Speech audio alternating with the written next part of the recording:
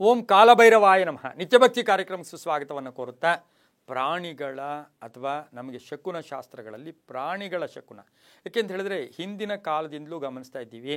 ಹಸು ಆಗ್ಬೋದು, ನಾಯಿ ಆಗ್ಬೋದು, ನರಿ ಆಗ್ಬೋದು, ಹಾಗೆ ಮನೆಯಲ್ಲಿ ಸಾಕ್ತಕ್ಕಂಥ ಪ್ರಾಣಿಗಳು ಇಲಿ ಆಗ್ಬೋದು, ಬೆಕ್ಕಾಗ್ಬೋದು, ಇವೆಲ್ಲವನ್ನು ನಾವು ಗಮನಿಸಿ ನೋಡೋಕ್ಕೆ ಹೋದಾಗ ಕೆಲವು ಅದರದ್ದೇ ಆದ ಶಕುನಗಳು ನಮಗೆ ಎಚ್ಚರಿಕೆಯನ್ನು ಕೂಡ ಕೊಡ್ತವೆ. ಆ ರೀತಿಯಾಗಿ ಇಂದು ಬಹಳ ಪ್ರಾಶಸ್ತ್ಯ ಕೊಡ್ತಕ್ಕಂಥದ್ದೇ ನಾಯಿಯ ಕೂಗು, ನಾಯಿಯ ಕಿರುಚಾಟ, ನಾಯಿಯ ಅರಚಾಟ, ನಾಯಿಯ ಅಳು.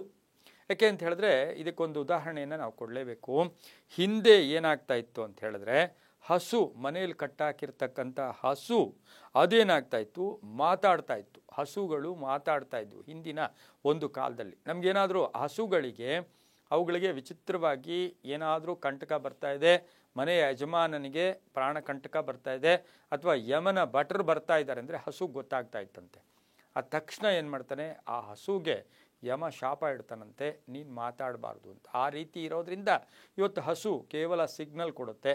ಅಲ್ಲಿ ಎಲ್ಲೋ ಒಂದು ಕಡೆನೇ ಇರೋದಿಲ್ಲ, ಹಸು ಅಷ್ಟು ಚೀರಾಡ್ಬಿಡುತ್ತೆ ಏನಾದರೂ ಕಂಟಕ ಇದ್ದರೆ. ಅದೇ ರೀತಿ ಇವತ್ತು ನಾಯಿಯ ವಿಚಿತ್ರ ಕೂಗುಗಳು, ನಾಯಿಯ ನಮ್ಮ ಮನೆ ಹತ್ರ ಕೂಗ್ತಾ ಇದೆ, ಯಾವ ದಿಕ್ಕಿಗೆ ಮುಖ ಮಾಡಿ ಕೂಗ್ತಾ ಇದೆ, ಇದನ್ನೆಲ್ಲ ಗಮನಿಸಿ ನೋಡೋಕ್ಕೆ ಹೋದಾಗ ನಾವು ಪ್ರಯಾಣ ಕಾಲೆ, ಶುಭ ಕಾಲೆ, ಶುಭ ಮುಹೂರ್ತ ನಿರ್ಣಯ ಕಾಲೆ, ಇಂತಹ ಸಮಯಗಳಲ್ಲಿ ನಾಯಿ ಕೂಗಿದಾಗ ಅಥವಾ ನಾಯಿ ವಿಚಿತ್ರವಾಗಿ ಅಳೋಕ್ಕೆ ಪ್ರಾರಂಭ ಮಾಡಿದಾಗ ನಾವು ತಕ್ಷಣ ಆ ಪ್ರಯಾಣವನ್ನು ತತ್ಕಾಲಕ್ಕೆ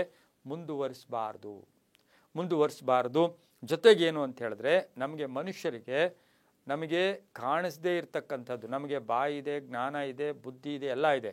ಆದರೆ ನಾಯಿಗಳಿಗೆ, ಹಾವುಗಳಿಗೆ, ಕೆಲವು ಪ್ರಾಣಿಗಳಿಗೆ ಬಹಳಷ್ಟು ಅತಿಯಾದ ವಿಶೇಷವಾದ ಅತೀಂದ್ರಿಯ ಶಕ್ತಿಗಳನ್ನು ಗುರುಸ್ತಕ್ಕಂಥ ಒಂದು ಶಕ್ತಿ ಪ್ರಾಣಿಗಳಿಗೆ ಇದೆ. ಅದರಲ್ಲೂ ಕೂಡ ನಾಯಿಗೂ ಕೂಡ ಇದೆ. ಅವು ಋಣಾತ್ಮಕ ಶಕ್ತಿಗಳನ್ನು, ದೆವ್ವಗಳನ್ನು, ಭೂತಗಳನ್ನು, ಕೆಲವು ಕೆಟ್ಟ ಒಂದು ಎನರ್ಜಿ ಇರ್ತಕ್ಕಂಥ ಆ ಒಂದು ವಾತಾವರಣವನ್ನು ನಾಯಿಗಳು ಅವು ಗುರುಸ್ತವೆ. ಹಾಗಾಗಿ ನಮಗೇನಾಗುತ್ತೆ, ಈಗ ಆಪತ್ತು ಬರ್ತಕ್ಕಂಥ ಸಮಯಕ್ಕೆ ಆ ರೀತಿ ನಾಯಿ ಅಳ್ತಾ ಇದೆ ಅಂದರೆ ಸ್ವಲ್ಪ ಹೊತ್ತು ಕುಳಿತು ಒಂಚೂರು ನೀರು ಕುಡಿದು ಒಂದು ನಿಂಬೆಹಣ್ಣನ್ನು ಕೈಯಲ್ಲಿ ನಿಂಬೆಹಣ್ಣನ್ನು ಹಿಡಿದು ನೀವು ಪ್ರಯಾಣವನ್ನು ಬೆಳೆಸಿ, ಆಮೇಲೆ ಆ ಬಂತಕ್ಕಂಥ ಸಂದರ್ಭದಲ್ಲಿ ಆ ನಿಂಬೆಹಣ್ಣನ್ನು ತುಳಿದು ಮನೆಗೆ ಬಂದಿದ್ದೆ ಆದರೆ ಯಾವ ಕಂಟಕವೂ ಕೂಡ ನಮಗಿರೋದಿಲ್ಲ. ನಿಂಬೆಹಣ್ಣು ನಿಮ್ಮ ಜೊತೆ ಎಷ್ಟೊತ್ತಿರುತ್ತೋ ಅಷ್ಟೊತ್ತರ ತನಕ ಯಾವ ಕಂಟಕ ಬಂದರೂ ಅದು ಅವಾಯ್ಡ್ ಆಗ್ತಾ ಇರುತ್ತೆ, ಅದು ನಿಮಗೆ ತಡೆಯನ್ನು ಕೂಡ ಮಾಡ್ತಾ ಇರುತ್ತೆ. ಹಾಗಾಗಿ ನಾಯಿಗಳ ಒಂದು ವಿಚಿತ್ರವಾದ ಕೂಗು, ಅಳು ಇರ್ಬೋದು, ಕಿರುಚಾಟ ಇರ್ಬೋದು, ಇವುಗಳನ್ನು ನಿರ್ಲಕ್ಷ್ಯ ಮಾಡೋದು ಬೇಡ. ಎಲ್ಲ ನಂಬಿಕೆ.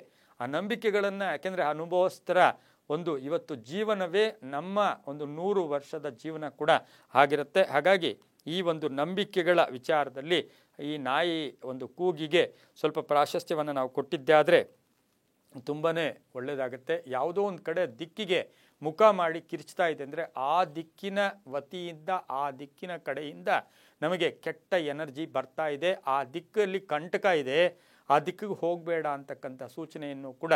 ಅದಕ್ಕೆಂದರೆ ಬಹಳ ವಿಶ್ವಾಸವಾದ ಪ್ರಾಣಿ ಈ ಪ್ರಪಂಚದಲ್ಲಿ ಅಂದರೆ ಅದು ನಾಯಿ.